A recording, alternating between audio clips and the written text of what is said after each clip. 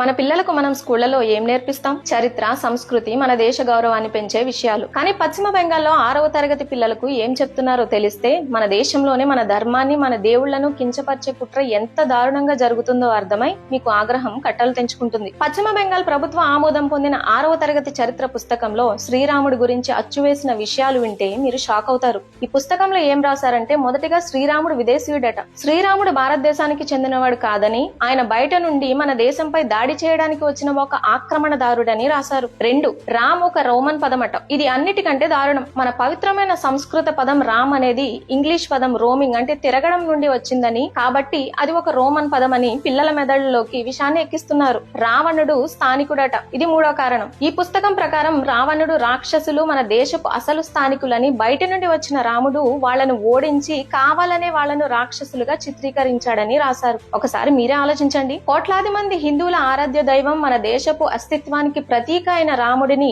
ఒక ఆక్రమణదారుడిగా, విదేశీయుడిగా చిత్రీకరిస్తారా?